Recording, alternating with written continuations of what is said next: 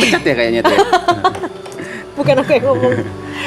Gimana kabarnya? Gaul. Wow, gaul sekali Anda. Gaul. Sekali, luar biasa. Kenapa setelah kembali lagi di Marathon, khususnya di season ini sangat intens ada di Marathon, bagaimana perasaannya? Khususnya di season ini ya. By the way, mungkin nggak ngikutin. Aku di season 2 balik lagi kan, Yes. sampai ending habis gitu. Di season ini balik lagi perasaannya ya. Aku masih merasa tidak percaya aku ada di tengah ini semua. Wow. Aku masih merasa bahwa aku tidak memiliki kapasitas yang pantas untuk berada di orang-orang hebat. Bahkan aku bisa bilang Marathon ini kan nomor 1 sedunia by data, dan bisa menjadi hal yang fenomenal di Indonesia. Dari aku pribadi, aku ngerasa aku masih belum pantas ada di sini. Kenapa?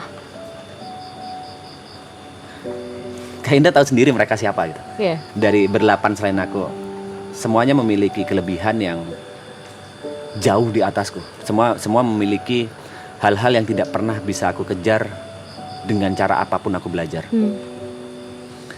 Sedangkan aku ngerasa, ya aku bukan siapa-siapa. Aku ngerasa aku nggak bisa ngebantu apa-apa buat mereka. Jadi aku ngerasa aku di sini pure digendong, dibantu sama mereka, derajatku dinaikkan, dan aku masih belum tahu gimana caranya aku ngebalas semua kebaikan itu.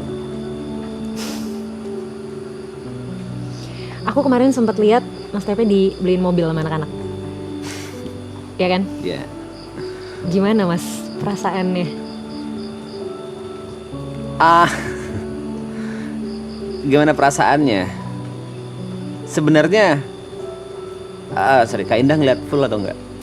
Aku lihat dari Clippers sejujurnya. Lihat dari Clipper ya. Jadi sebenarnya Arab udah cerita anyway ke viewer. Jadi itu semuanya kayak dari pagi itu manajerku bilang kalau aku ada kerjaan yang huge, yang besar. Lalu aku bilang, manajerku tuh telepon karena butuh jawaban cepat, intinya seperti itu. Dan aku bilang, ya gas lah, ambil lah. Dan aku turun dari bunk bedku, terus aku langsung cerita ke Yuka. Cerita ke Yuka kalau aku akan dapat kerjaan besar dan insya Allah aku bisa mendapatkan mobil.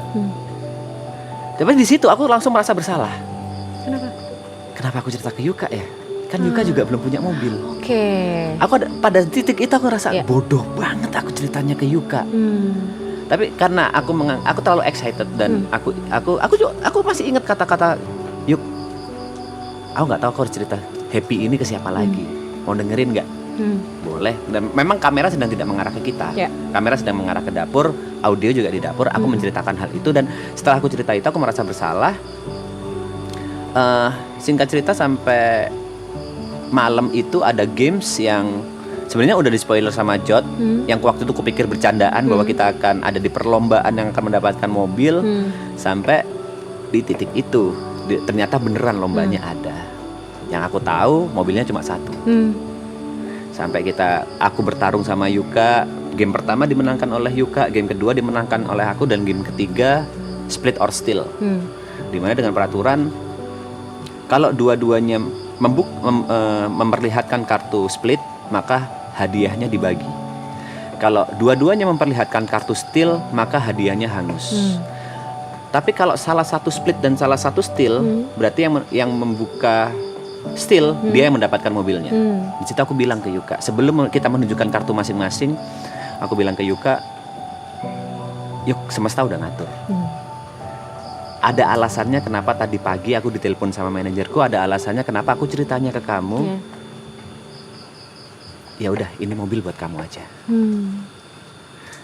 Tapi pada saat aku ngomong gitu, aku langsung mikir, Greta setuju nggak ya? By the way aku punya istri, namanya Greta. Aku mikir, Greta setuju nggak ya? Greta marah nggak ya? Kok aku dengan arogannya dalam tanda kutip membuang rezeki? Seharusnya kalau dibagi 2 ya lumayan lah, let's say bisa 50 juta atau 60 juta, aku nggak tahu. Kok aku dengan arogannya, karena aku selalu berpikir rezekiku ya rezekinya Greta gitu loh. Aku belum minta izin ke Greta kan pada saat itu. Greta marah nggak ya? Tapi ya udahlah, memang ini rezekinya Yuka. Makanya begitu diumumkan bahwa mobilnya ada 2, aku nggak bisa menahan tangisku karena anjing, aku nggak suka momen ini, nggak suka gini. Papa tuh selalu bilang, hitung-hitungan matematika dalam Islam itu nggak sama kayak hitung-hitungan matematika dalam kehidupan nyata. Setuju. Kalau dalam matematika 1 dikurangi 1 sama dengan 0. Iya. Tapi kalau dalam kehidupan nyata 1 kurangi 1 itu bisa menjadi bermakna. Yes. Entah itu buat kamu atau buat orang lain. Kayak quotes itu langsung muncul di otakku. Saat itu. Langsung muncul kayak, aku dapat mobil juga.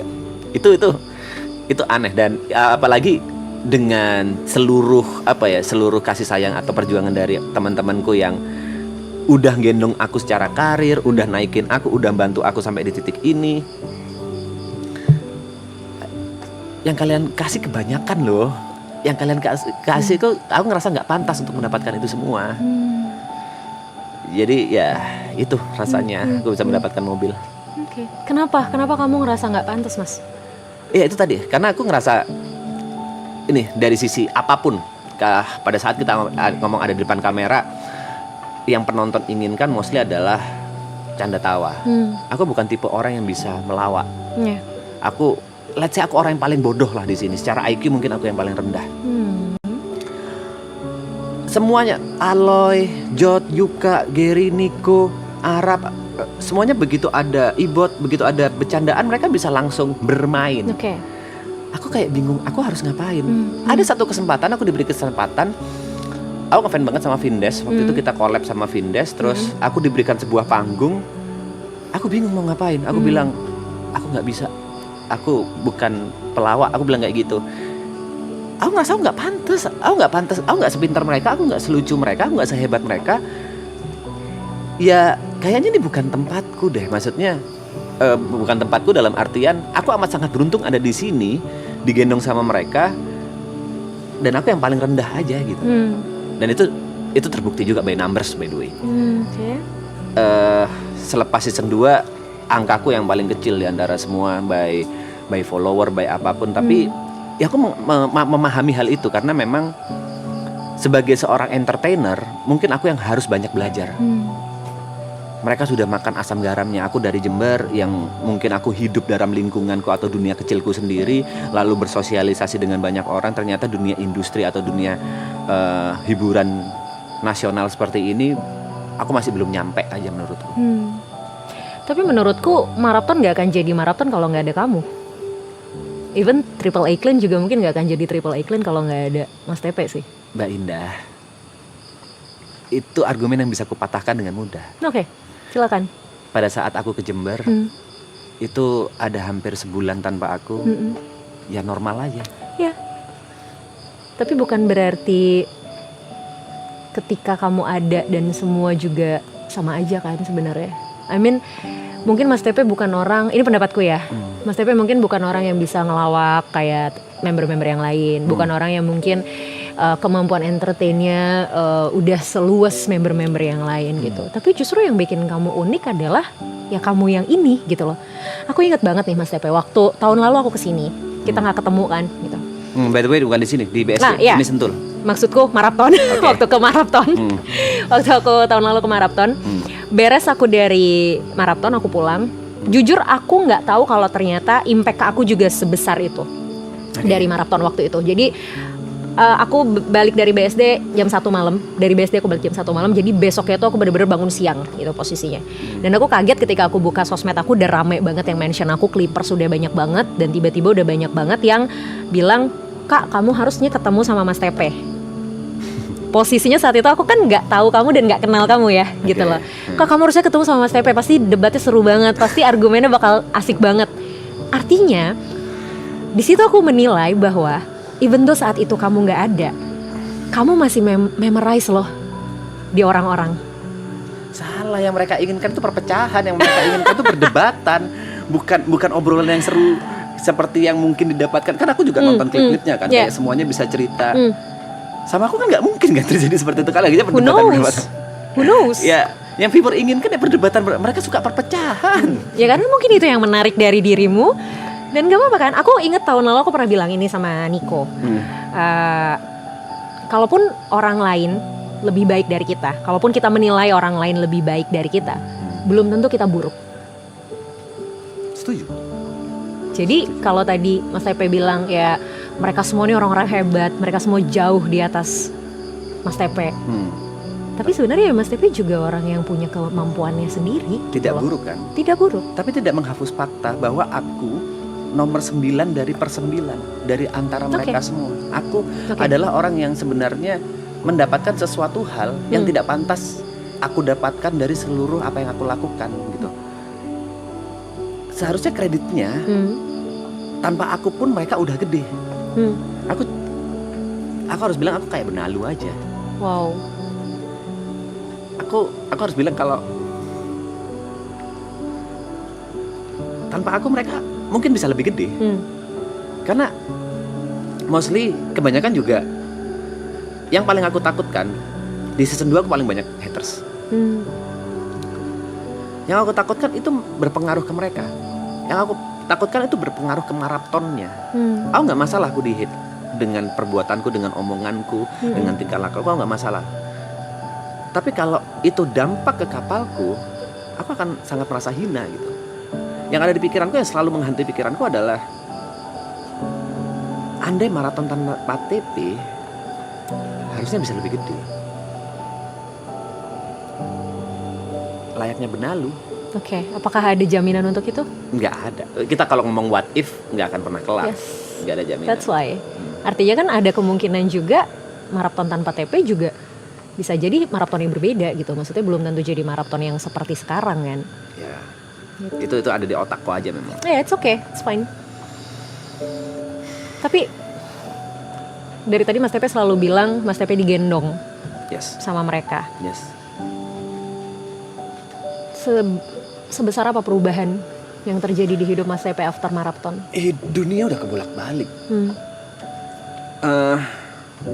Dulu, let's say aku cuma bisa ngelihat orang-orang yang kukagumi, idola-idolaku dari balik layar. Sekarang aku bisa ketemu, bisa ngobrol, bahkan dulu aku ngefans banget sama Om Ded. Om Deddy Corbuzier. Bahkan kemarin berenang bareng. Ya.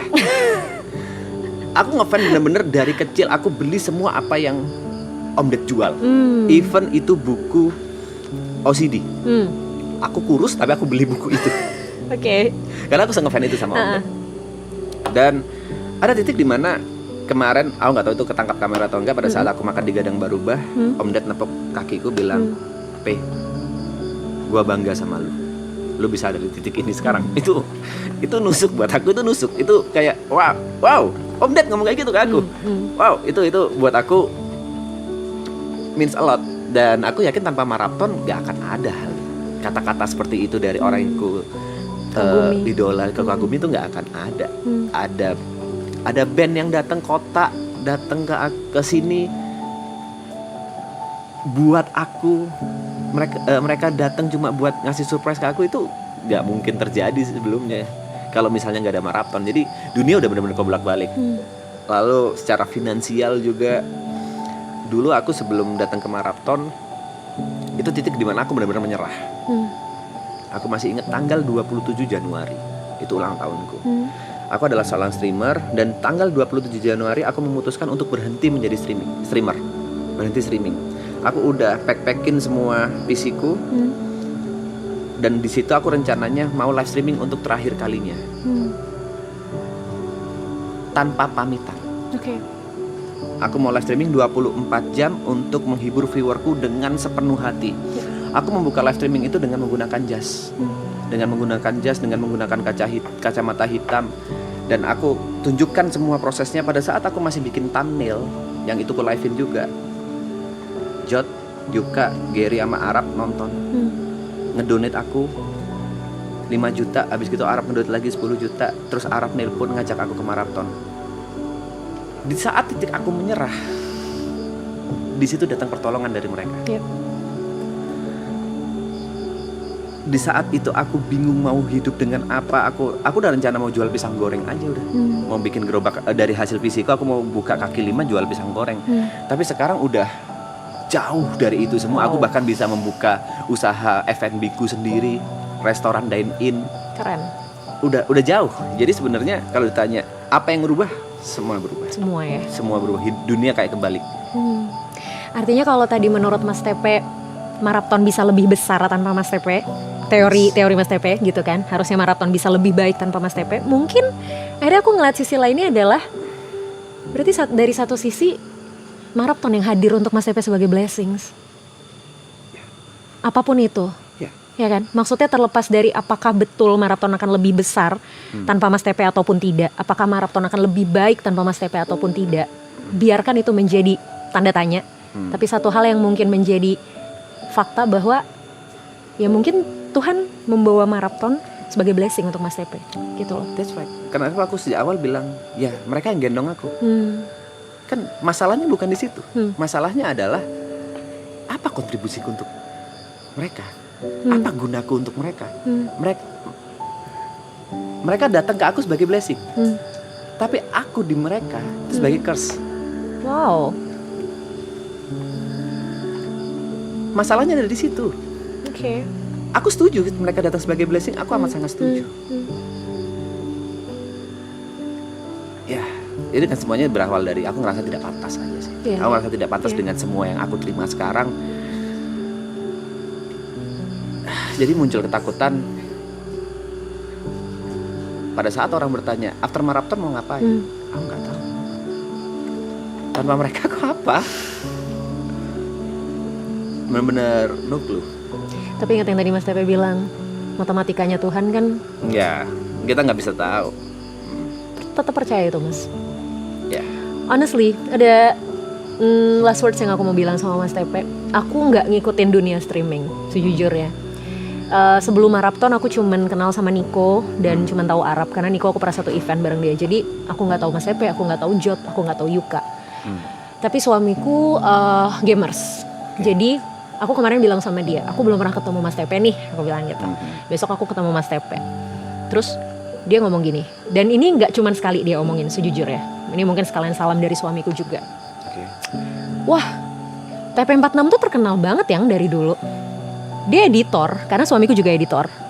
Dia editor, dia bagus, dia oke.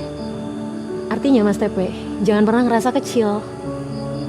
Mungkin ketika kita ngerasa kita kecil, kehidupan kita yang sekarang dipandang besar sama orang lain.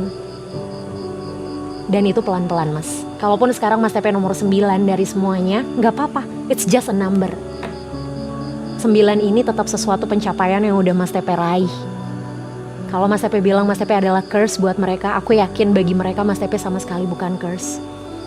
Ada alasan kenapa mereka bawa Mas Tepe ke sini. Ada alasan kenapa mereka tetap pengen Mas Tepe ada di sini. Oke. It's really nice to talk with you, Mas. Terima kasih. Semoga ntar kita bisa ngobrol lagi ya. Ya. Thank you, good luck. Terima kasih. Keep doing what you wanna do. Tetap lakuin hal baik, tetap jadi Mas Tepe yang baik. Amin. Sehat selalu. Amin. Buat Mas Tepe, buat keluarga, buat semua karir dan planning-planning Mas Tepe. Thank you ya Mas. Terima kasih banyak ya. Terima kasih. Good luck. Thank you. Thank you.